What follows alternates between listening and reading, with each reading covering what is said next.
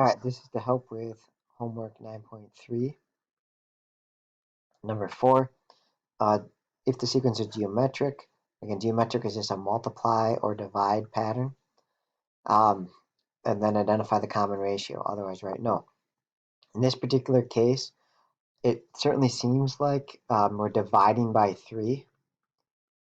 All right, and so the only trick is, and especially these last few are kind of tough when it's fractions, but up here for sure it looks like a divide 3 pattern, right? So it kind of continues. If you divide 2 by 3, we get that. Divide this by 3, you get that.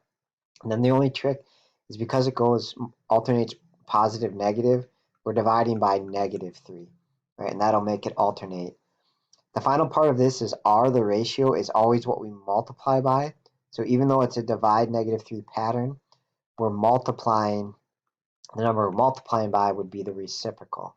So our multiply value, our R value, is -1/3. Okay, so that's R. So this one is yes and -1/3. And you can kind of see that, right? If we take -2/3 and multiply by -1/3, that would give us positive, sorry, I ran out of space. It give us positive 2/9. Oh, wait a minute. Positive 2/9. That's no good because that would make this one wrong. So it certainly seemed like it was dividing by -3 or multiply by -1/3, but based on the last term, it looks like it's actually no.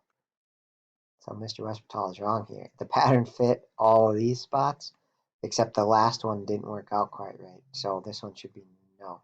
Sorry about that. Guess it shows sometimes you got to check your work. Make sure the pattern follows all the way through. So it worked well until the very end one. So sorry, this one is no, and then there really wouldn't be an R value then.